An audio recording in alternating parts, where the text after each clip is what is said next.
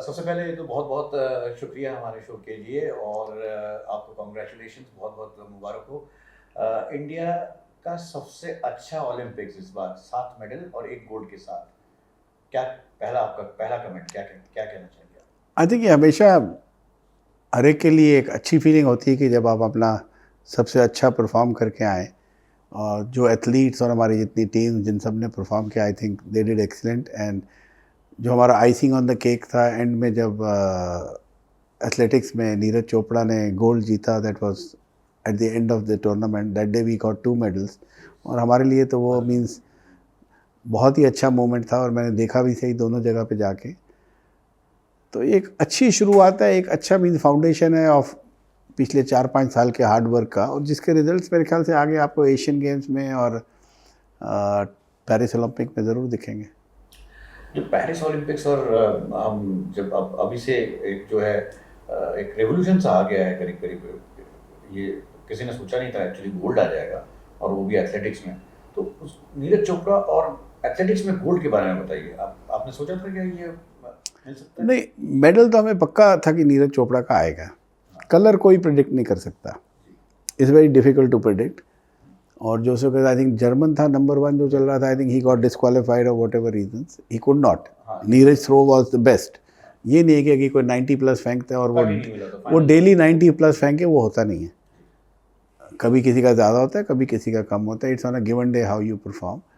तो ये I think एक अच्छी फीलिंग थी और बहुत अच्छा था। और इसका जो आफ्टर इफेक्ट्स हैं, आई थिंक एक बिसाइड्स क्रिकेट स्पोर्ट्स में एक अवेयरनेस आई है कंट्री में कि नहीं और भी स्पोर्ट्स हैं और देखना चाहिए। और जिस तरह के आई थिंक टीवी के नंबर्स हैं, जो मेरे को सुनने में आ रहा, भी नंबर्स आए नहीं है मेरे पास फ्रॉम, क्योंकि ब्रॉडकास्ट सारा ओलंपिक चैनल के पास था। तो फिगर रिलीज़ होंगी, तो कहते हैं कि बहुत अच्छे नंबर है और इंडिया बहुत ऊंचा है उन नंबर्स में। दैट शोज़ कि इंडिया में इस दफ़ा ओलंपिक्स की व्यूअरशिप बहुत थी। हॉकी मतलब ये सेंटिमेंटल फेवरेट है सबका, जो भी स्पोर्ट्स में है इंडिया में सबका फेवरेट स्पोर्ट्स हॉकी है। हॉकी में मेडल 41 साल बाद आना कितना बड़ा। आप हॉकी फेडरेशन के प्रेसिडेंट, मतलब FIH के प्रेसिडेंट हैं, ऊपर से आप इंडियन हॉकी फेडरेशन के इतने साल तक प्रेसिडेंट। आप जब भी वो मेडल में मिला, जब तो आपकी पर्सनल फीलिंग क्या थी और आपने कैसे इस चीज़ को नहीं, मैं तो मैच देख रहा था। Being president FIH, I was watching that match वहीं पे। और जैसे ही जीते, forgetting that I am president FIH, में नीचे एकदम भाग के गया और सारे प्लेयर्स को एकदम गले लगाया उसका। तो एक वो फीलिंग थी, that's how I can express. आपको 2-4 वर्ड्स में बताऊं तो नहीं बता सकी कितनी खुशी थी। और उसके बाद जब मैं उनको अवार्ड्स के टाइम पे, प्रेजेंटेशन पे टाइम पे भी I was one of the presenters of awards. तो वो एक अपनी फीलिंग होती है कि क्या उस वक्त आनंद है। आई डोंट थिंक आपको एक्सप्लेन नहीं किया जाता वो क्या, किस तरह से, किस वर्ड्स में करूं। बट ऐसी खुशी बहुत कम देखने को मिलती है ज़िंदगी में। अब यहाँ से हम कहाँ, मतलब अब तो हमने सबसे ज़्यादा अचीव कर चुके हैं। तो पेरिस ओलंपिक्स और लॉस एंजल्स के लिए आप क्या क्या आपका ब्लूप्रिंट क्या रहेगा? IOC प्रेसिडेंट का ब्लूप्रिंट? नहीं, आपने कहा काफ़ी अचीव कर चुके हैं, हमें बिल्कुल काफ़ी नहीं कर चुके, अभी तो बहुत आगे जाना है जी। India is going to become a sporting powerhouse. और I would be happy and contented जब इंडिया अभी टॉप 10 में आए और फिर टॉप 5 में आए। मतलब उस तरह से हमें वो टारगेट्स रख के चलना है। और कौन कौन सी स्पोर्ट्स हैं उनको हमने हैंडल करना है, लाइक एथलेटिक्स हो गया, स्विमिंग हो गया, एक्वेटिक्स हो गया, फेंसिंग हो गया, साइकिलिंग हो गया। जहाँ मेडल्स हैं हमारे पास, मेडल्स जहाँ पे ज़्यादा हैं उनको हमने टैकल करना, उन सारी स्पोर्ट्स को। शूटिंग में आई थिंक 18 मेडल्स, हमें ये सारी स्पोर्ट्स टैकल। ये थॉट प्रोसेस पहले कभी था ही नहीं, किसी ने ऐसे नहीं सोचा? नहीं होगा, मैं नहीं कहता नहीं था। अभी डिफरेंस जो सिर्फ ये हो गया है कि स्पोर्ट्स अथॉरिटी में भी और हम इंडिविजुअल फेडरेशन में भी और IOA में भी है trying to maintain a data कि आपका पिछले 3 साल से परफॉर्मेंस क्या था। Suppose you are an athlete, और क्या कि आप इस महीने में, फिर इस महीने में, इस इवेंट में आपका परफॉर्मेंस क्या है। We do know that you peak at a level, then you go down, then you peak again. हमें वो सारी समझ है उस चीज़ों की। कुछ स्पोर्ट्स में, कई स्पोर्ट्स में पीकिंग का होता नहीं है कुछ। अगर आप चेस खेल रहे हैं तो इट्स नॉट लाइक दैट। तो हर स्पोर्ट का अपना एक पैरामीटर्स होते हैं, उनको देखते हुए हम पूरा ग्राफ इनका मॉनिटर करते हैं। एंड बेस्ड ऑन दैट फिर ये जो टॉप्स प्रोग्राम है या डिफरेंट प्रोग्राम्स हैं उनमें आते हैं। तो इट्स प्रॉपर एनालिसिस जिससे चल रहा है। तो suppose we are training 100 athletes in TOPS और समथिंग, जो गवर्नमेंट का एक नई स्कीम चली और बहुत अच्छी स्कीम है, तो उसमें सारा देखते हुए ही अंदाज़ा लग जाता है आपको पहले ही कि where we are and where we should be. You ask me an honest answer, तो मैं ये कहूँगा कि मेरे हिसाब से अबाउट 4 से 5 मेडल कम आए हैं टोक्यो में। जो 7 आए हैं तो ये एनीवेयर बिटवीन 10 to 12 होने चाहिए थे। अच्छा, जब स्पोर्ट्स मिनिस्ट्री कुछ प्रायोरिटी स्पोर्ट्स बनाती है वो और हमेशा वही रह जाती है, कुछ कुछ कुछ हमें हैरान भी करती है कि ये स्पोर्ट्स क्यों है एज ए प्रायोरिटी स्पोर्ट्स। आपने जैसे कहा कि एथलेटिक्स और स्विमिंग इसमें सबसे ज़्यादा मेडल है, ये क्यों प्रायोरिटी स्पोर्ट्स नहीं है?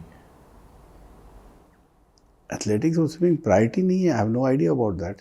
मतलब एक प्रायोरिटी उनका जो लिस्ट है उनके हिसाब से रेसलिंग है, उनके हिसाब से शूटिंग है, जहाँ से लिस्ट अपडेट हुई हो नहीं हुई हो, आई हैव नो आइडिया अगर लिस्ट अपडेट हुई है नहीं है, बट मुझे पता है कि स्विमिंग को भी जो हमारी मीटिंग होती है अगर प्रायोरिटी नहीं है तो देन आपकी फंडिंग ही 20 या 50 लाख पे रुक जाती है। आई थिंक पर athlete in tops you get almost 1.85 crore और something.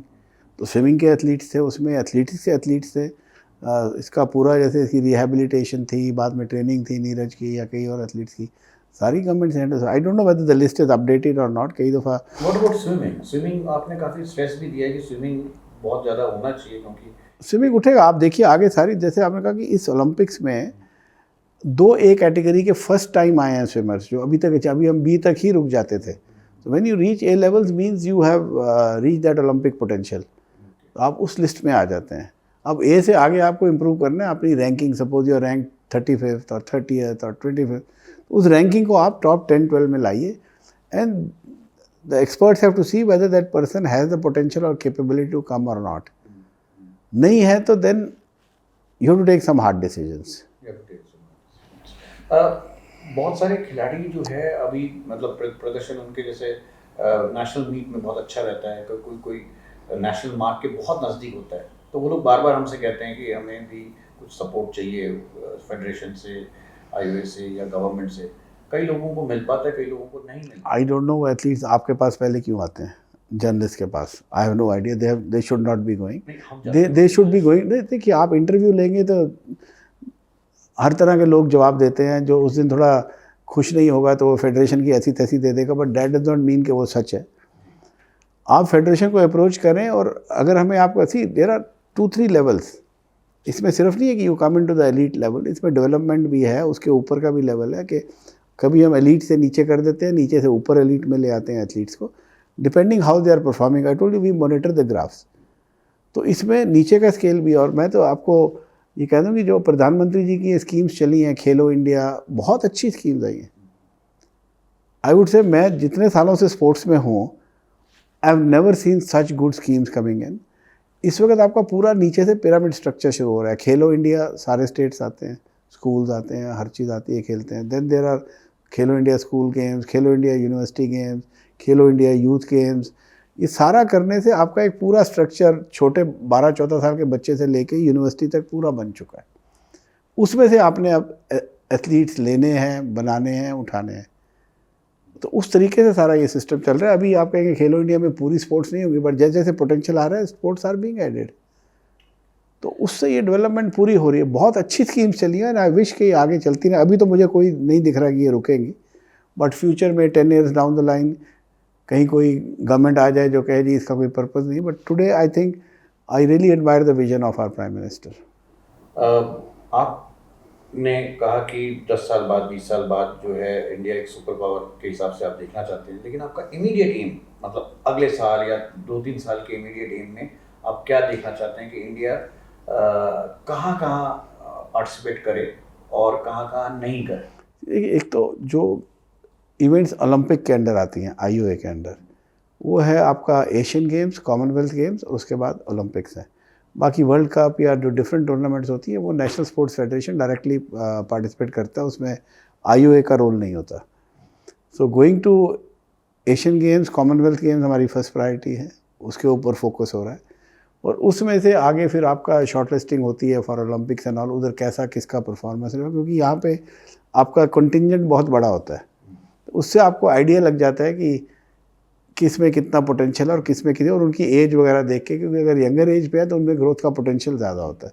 But if you are 26, 27, 28 तो आप ऑलमोस्ट उस पीक पे पहुंच चुके होते हैं। कॉमनवेल्थ गेम्स में हॉकी जो है, हॉकी एशियन गेम्स और कॉमनवेल्थ गेम्स में ज़्यादा डिफरेंस नहीं है, तो आपने एक सजेशन ये दिया है कि हॉकी टीम को जो है कॉमनवेल्थ गेम में नहीं जाना चाहिए। उस बारे में थोड़ा सा बताइए। नहीं, मैंने सजेशन नहीं दिया है, मेरी हॉकी इंडिया से बात हुई थी। सी ऑफ लेट हॉकी मेन या वीमेन मोस्टली क्वालिफिकेशन रूट से जाते हैं ओलंपिक्स में, जबकि कॉन्टिनेंटल विनर जो होता है वो डायरेक्ट क्वालिफाई करता है। और अगर आप हिस्टोरिकली देखें तो पिछले आप 6-7 एशियन गेम्स या कॉमनवेल्थ गेम्स ले लें, the difference is 30 days to 45 days. तो अगर आप एंड कॉमनवेल्थ गेम्स पहले आती है, एशियन गेम्स बाद में आती है, तो आप पहले ही बर्नआउट हो गए, आपने अपना पीक दे दिया, तो दोबारा आपको वापस उस पीक के मोड में आने के लिए 2 से 3 महीने लग जाते हैं। लेकिन वो तो हर स्पोर्ट्स में है सर। किस स्पोर्ट्स में? मतलब सब लोगों के लिए। See let me tell you thing, if athletes are going in Commonwealth and Asian Games, that's not their qualification for Olympics. Hockey में है, तो जिसका नहीं है आप करिए, you can try and do better. और आप देख सकते हैं आपका कितना है सारा उसका। आपने एक रेस अगर 2 मिनट में दौड़नी है, या आपने रेसलिंग अबाउट 6 मिनट में ख़त्म कर देना है, हॉकी में आपको 8 घंटे खेलना है 4 दिन में, थोड़ा नहीं होता। और हाई इंटेंसिटी है, बहुत हाई इंटेंसिटी होती है। I think in 8 matches they must be doing about 70-80 kilometres at high intensity. वो बर्नआउट हो जाता है। उसको वापस रिवाइव करने की, स्ट्रेंथ लाने की कोई रोबो नहीं है कि रात को आपने सेल चार्ज कर दी और सुबह खड़ा हो जाएगा। They need time to rest and then come back. Shooting भी नहीं, उन्होंने शूटिंग का मना कर दिया है। शूटिंग नहीं होगा, आर्चरी भी नहीं होगी, भी नहीं होगा, तो इंडिया की कंटिजेंट तो रह ही नहीं जाती है। तो पार्टिसिपेशन करने का फ़ायदा क्या है? देखिए, ये मेरे फैसले नहीं होते। कई ऐसी गेम्स बनी हुई हैं, तो उसमें स्पोर्ट्स हैं, इवेंट्स हैं, बने हैं। नहीं, IOA प्रेसिडेंट की इश्यू नहीं होती है। सी देयर आर सर्टन कमिटमेंट, जैसे आप ओलंपिक्स में भी कल को नहीं हम भेजते, एक कमिटमेंट होती है टुवर्ड्स नेशंस। तो एक कॉमनवेल्थ एक अपनी एक बॉडी है। इसी तरह से आपकी साउथ एशियन गेम्स है, जहाँ पे आई थिंक इंडिया सारे ही मेडल जीत लेता है। बट देन आपकी कमिटमेंट है, आपकी कमिटमेंट है, तो उस कमिटमेंट को ऑनर करने के लिए आपको you can try out your lesser known athletes. आपको एक पता चल जाता है इंटरनेशनल कंपटीशन देके कि वेयर यू स्टैंड। बट उसमें 2-3 जगह अगर आप वापस मेडल जीत के नहीं आते, लोग कहते हैं इनको क्या हो गया, पैसे ज़ाया कर रहे हैं। So these are some things which you don't know, it's very difficult to decide how to face. For me commonwealth game should be your trial event for your upcoming athletes. But वापस अगर आप सिर्फ 6 medal जीत के आओ तो क्या हो रहा है कंट्री में, स्पोर्ट्स का लेवल डाउन हो गया। सो वो करते हुए it becomes a very dicey and tricky situation. हम जो प्लान करना चाहते हैं कई दफ़ा हम इम्प्लीमेंट नहीं कर सकते, वो प्रॉब्लम है। लेकिन कहीं ना कहीं ये भी कहा जा रहा है, ये मतलब क्रिटिक्स ये भी कह रहे हैं कि जिन लोगों को क्योंकि सब ज़्यादातर गरीब परिवार से आते हैं, उनके लिए पैसा बहुत मायने रखता है। कुछ भी पैसे अगर जो आते हैं कॉमनवेल्थ गेम्स से, एशियन गेम्स से, जब कोई मेडल जीत के आता है तो उसको कैश रिवार्ड्स भी दिया जाता है सरकार की तरफ से, फेडरेशन की तरफ से, स्टेट गवर्नमेंट। आई थिंक ये क्रिटिक्स की और जर्नलिस्ट की अपनी परसेप्शन है। एक फौजी जो बॉर्डर पे लड़ रहा है वो थोड़ी कहता है कि मैं आज बॉर्डर पे खड़ा हूँ तो मेरे को एक एक्स्ट्रा अवार्ड या रिवॉर्ड मिलना चाहिए। दे गो लाइक सोल्जर्स। ये कंट्री के लिए जाते हैं और कंट्री के ऑनर के लिए जाते हैं, और फ्लैग वहाँ उठना चाहिए। पैसा मिले कोई बुरी बात नहीं है, बट पैसा लेने के लिए आप फिर दोबारा क्वालिफिकेशन रूट में जाएं। I think a bit unfair comment whether it is critics और जर्नलिस्ट। आपको कंट्री का पहले सोचना चाहिए कि इज़ ओलंपिक्स मोर इम्पॉर्टेंट या क्या है। अगर ओलंपिक्स इम्पॉर्टेंट है देन फोकस ऑन दैट। और उससे पहले आपको प्रो लीग में बड़ी अच्छी कंपटीशन की 16 गेम्स मिल रही हैं, जो पहले आई थिंक इनको कभी भी नहीं मिली है। Main and women, most probably women में ऑल्सो गेट दैट, दोनों को मिलेंगी। तो इससे अच्छी प्रैक्टिस नहीं मिल सकती। और उसमें प्रो लीग में 16, 18 नहीं 24 लोग जाते हैं। So you can keep on rotating. अच्छा, पहले ये कहा जाता था कि जो खिलाड़ी हैं वो जो मेडल लाते थे वो सिस्टम के खिलाफ लड़के मेडल लेके आते थे पहले ज़माने में। लेकिन अब जो है सिस्टम उनको सपोर्ट कर रही है। तो ये जो पैराडाइम शिफ्ट हुआ है from despite the system, they used to win medals. Now for the last few years, or maybe 2 or 3 Olympics, we have been consistently हम लोग लगातार जो है मेडल जीत रहे हैं because of the system. थोड़ा सा इस बारे में देखिए, मुझे कोई पुराने सिस्टम का नहीं पता। मेरी ज़िंदगी में ये पहली ओलंपिक्स थी। I never been to Olympics before. इससे पहले मेरी फर्स्ट एशियन गेम्स थी 2018 में, आई थिंक हम गए थे। तो मुझे पुरानी हिस्ट्री का कोई आइडिया नहीं है। लाइक आई सेड कि इस वक्त गवर्नमेंट का, IOA का, NSS का और मिनिस्ट्री का एक बहुत ही अच्छा रिलेशनशिप है। And I have gone through that phase since 2017 when I became IOA president. तो मुझे तो सब चीज़ अच्छी दिखी है। कोई सिस्टम में कोई मुझे तंग करने वाला या परेशान करने वाला नहीं दिखा। तो आई थिंक उसी का नतीजा है कि इस दफ़ा एथलीट्स भी खुश थे, हर चीज़ खुश थे, एक्सेप्ट उनकी एक कंप्लेंट थी कि मेरा फिजियो नहीं आया, ये नहीं आया। जो एक प्रॉब्लम है, वहाँ रिस्ट्रिक्शन है कि 33% ऑफिशियल्स ही जा सकते हैं जो एथलीट्स क्वालिफाई कर रहे हैं। तो हर एक की रिक्वेस्ट तो पूरी नहीं हो सकती। तो कभी ऐसा भी कहा जाता है कि कुछ जो अनवांटेड ऑफिशियल्स हैं वो भी पहुंच जाते हैं कभी कभी ओलंपिक्स। मुझे आप एक एग्जांपल दे दो टोक्यो ओलंपिक्स का। आई डोंट नो ये अनवांटेड, अगर आप कहना चाहते हैं कि IOA के लोग जाते हैं, IOA के लोग विलेज में ठहरते ही नहीं है, वो बाहर जाते हैं अपने आप। इस ओलंपिक्स में तो वो भी नहीं था। इस ओलंपिक्स में तो वही थे जो एक NOC का भी एक कोटा होता है। When you are against every 25 athletes, you get one official from your NOC executive board.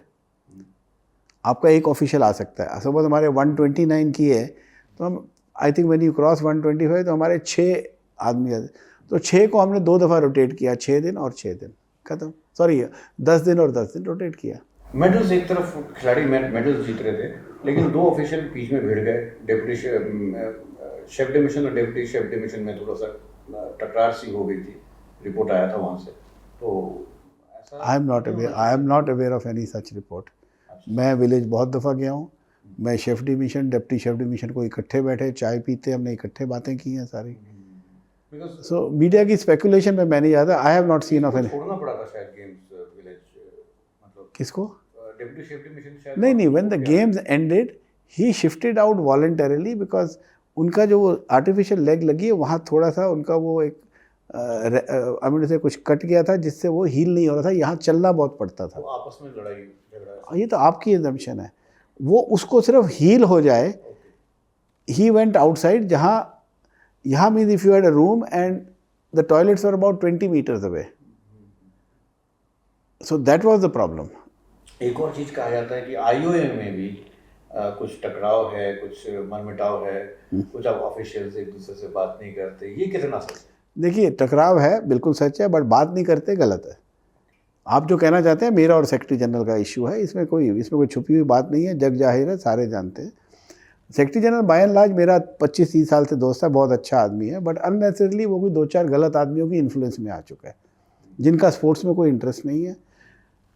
I think in the political career वो कुछ कर नहीं सके, वो अब यहाँ पे ऊंचा उठना चाहते हैं और इसको यूज़ कर रहे हैं। वो इसकी माइंडसेट है, he is getting use, but उससे ओलंपिक्स का ये डे टू डे फंक्शनिंग पे कोई इफेक्ट नहीं है।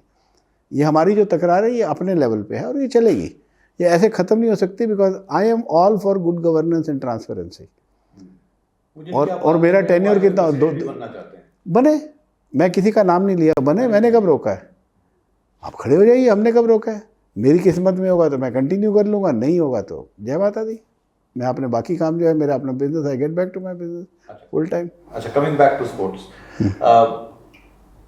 पेरिस को देखा जाए, पेरिस में अभी हमारे ये हम यही मान के चल रहे हैं कि स्पोर्ट्स में एक रेवोल्यूशन सा आता जा रहा है। हर स्पोर्ट्स में लोगों का इंटरेस्ट, एक मास इंटरेस्ट बढ़ा है, मीडिया का भी बहुत ज़्यादा इंटरेस्ट आ चुका है। तो आप पेरिस में कितने मेडल्स देखते हैं, या लॉस एंजलिस में देखा जाए तो कितना मेडल्स? मैं देखो नंबर्स आपसे नहीं कहूँगा, I will not say numbers, but definitely much better than Tokyo, and then Los Angeles definitely much better than Paris. एक शूटिंग में हमें मेडल नहीं मिला, कोई बात नहीं, होता है स्पोर्ट में। You don't perform well on, because ये सेम डे डिसीजन आनी होती है, they didn't perform well on that day. जो है थोड़ा सा अपने को एलीट क्लास के मानते हैं, वो ऐसा कुछ नहीं है, ऐसा कुछ नहीं है, इसी आपकी एजम्पशन है। कोई एलीट क्लास नहीं मानता, कोई कुछ मानता, सब इकट्ठे रहे थे, सब वहीं पे थे। आई थिंक जितना कंट्री परेशान थी कि शूटिंग में मेडल्स क्यों नहीं आए, उससे ज़्यादा एथलीट्स खुद परेशान थे। तो उनको बार बार इस चीज़ पे हिट करना भी मैं समझता हूँ गलत है। Many of them were world champion. I think एक ही स्पोर्ट है वर्ल्ड में जिसमें इंडिया नंबर 1 है और वो शूटिंग है। India has been number 1 in hockey. कहाँ रहे आप इतने साल? 41 साल के बाद ही मेडल जीते हैं ना। So don't blame the shooters. वो देव आई कैन से कि उनका वो अच्छा दिन नहीं था जिस दिन वो खेले। अगली में अच्छा करेंगे आगे, कोई प्रॉब्लम नहीं। आपके शूटर्स हर इवेंट में क्वालिफाई करके गए हैं, कोटा में नहीं गए हैं। So please understand, you have a good quality of shooters in this country, और अच्छे लेवल पे क्वालिफाई करके गए, ये नहीं कि कोई लास्ट आके क्वालिफाई किया। एक आखिरी सवाल, आईओए प्रेसिडेंट के ब्लूप्रिंट क्या रहेगा अगले ओलंपिक्स और उसके अगले ओलंपिक्स? सारे बन चुके हैं जी। मैंने जो आपको कहा है कि you will have better results. यहाँ हमारे 18 गए थे डिसिप्लिन्स भी बढ़े। I would like to see improvement in athletics, swimming definitely, but नीचे भी फेंसिंग हो गया, साइकिलिंग हो गया, जूडो हो गया, जो ये सारी स्पोर्ट्स हैं जिनमें मेडल्स का पोटेंशियल बहुत ज़्यादा है। जिमनास्टिक्स हो गया, बहुत मेडल्स हैं इनमें, ये इम्प्रूव होने चाहिए। इंडिविजुअल स्पोर्ट्स भी मेडल्स लानी चाहिए जितनी और आ सकती हैं, चाहे हॉकी है, हैंडबॉल है, वॉलीबॉल है, बास्केटबॉल है, ये सब आने चाहिए वहाँ पे। See teams unite the country. Individuals एक फीलिंग लेके आते हैं, टीम से आपकी कंट्री यूनाइट होती है। एक सवाल छूट गया था, 2036 में क्या इंडिया ओलंपिक्स होस्ट कर सकती है? हम डेफिनेटली बिड करेंगे, गवर्नमेंट से बातचीत करेंगे अब, क्योंकि टोक्यो तक वेट कर रहे थे सारे, फिर ये हमारी खुद की इलेक्शंस आ गई हैं आईओए की। अब जो भी अगला प्रेसिडेंट आएगा, ही और she whoever comes will definitely take it up. किस तरह से वो प्लानिंग कैसे है, ओपनिंग कहाँ होगा, क्या आपका अगर मैं आऊँ तो मैं ओपनिंग अहमदाबाद का मोटेरना जो क्रिकेट स्टेडियम है वो प्रपोज करूँगा। उससे अच्छा स्टेडियम और फैसिलिटीज़ इंडिया में अभी तो नहीं। मल्टी होगा। अब एक जगह तो ओलंपिक्स होंगी नहीं। अब क्या है कि खर्चा कम कर रहे हैं, यूज़ और एग्जिस्टिंग फैसिलिटीज़, ताकि आपको बाद में उसकी लेगेसी यूज़ ऑलरेडी है वो आगे चलती भी रहेगी, और नया आप इंफ्रास्ट्रक्चर सारा क्रिएट करेंगे। Only thing you have to create is village. आप 4 जगह करेंगे तो 4 जगह आपको क्रिएट करने पड़ेंगे, बट देन वो बाद में बिक जाते हैं, सारा सेल हो जाता है, लोग यूज़ करते हैं। इसी नोट पे बहुत बहुत शुक्रिया। Thank you so much.